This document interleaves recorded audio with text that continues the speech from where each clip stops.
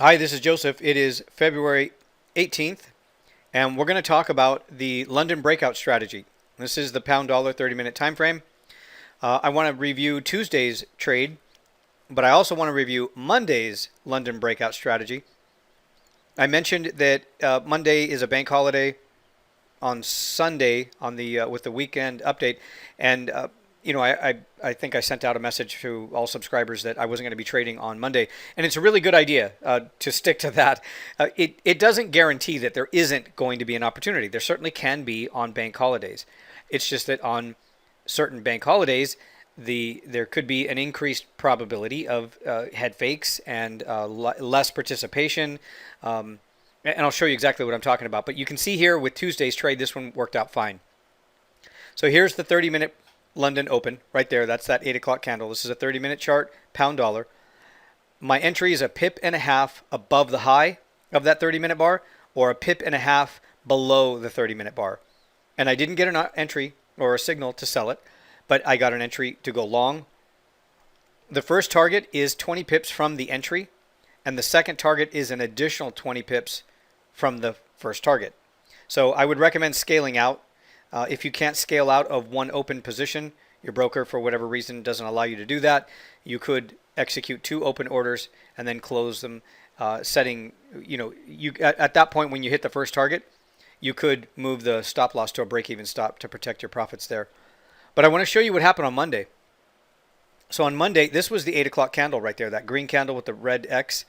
So you can see here that there was a 1.5 pip move lower than that 30-minute bar at the London Open. So this was a head fake. It moved to the downside and then turned around and went right back up. And then it went right back up. And normally the rule is when you get stopped out, you want to be prepared, because if you get a head fake to the downside and then it turns around and goes back up, often that's the right direction. So you have to accept the loss, jump back in with the 1.5 pip entry above the high, and then take it going long. That's going to give you your opportunity to earn back your profits. Your loss. But in this case, again, with the lack of participation, it was a holiday on Monday, a bank holiday on Monday. I stayed away from it, and this is what I'm talking about. This is likely to happen. Head fake moves. There's less participation. There's fewer people trading. You need more momentum. You need more participation to have price cover a greater distance. That's what's allowing us to earn the profits that we're looking for. And if there's less participation and less volume, then there's no reason for me to be taking this trade right here. So I'm also watching pound futures. Pound futures gives me the opportunity to pay attention to true volume instead of just tick volume. And that also helps.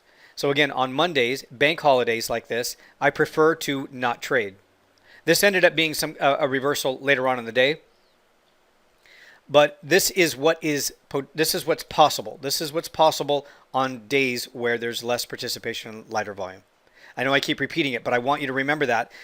And the other thing to consider is that on the next bank holiday, it may not look like this, and it may not generate any head fakes. It might work out perfectly. So what should you consider? If you see that on this bank holiday, it created a head fake, you would have been stopped out going short, you would have been stopped out going long, and then you would have been frustrated by the whole thing. So you may not have even reversed on a third attempt to sell it to earn back part of the profits that you lost. Or, I'm sorry, part of the loss that you incurred. So you're frustrated at that point. You're not likely to take a third trade. So it's not that the strategy doesn't work. It's the environment, the conditions. And if there's an increased probability of a failed trade because of the conditions in the environment, then I would recommend not trading. I don't. I know that if I decide not to trade because of what I just described, the conditions in the environment, that it still could work. But that's not the way to carry through year after year, month after month, and to expect profits and to eliminate some of the possible failed trades. What we're looking for is a way to identify an increased risk and the potential of a trade failing. And if we can identify the conditions, certainly it was easy with just knowing the bank holiday issue on a Monday. That was a really easy setup to avoid. So if we can see that, we stay away from it. And again, know that the next time it could work, but that's not how we're trading this. We've got to stick to the rules. You've got to be prepared. You've got to be comfortable with just watching and leaving things alone.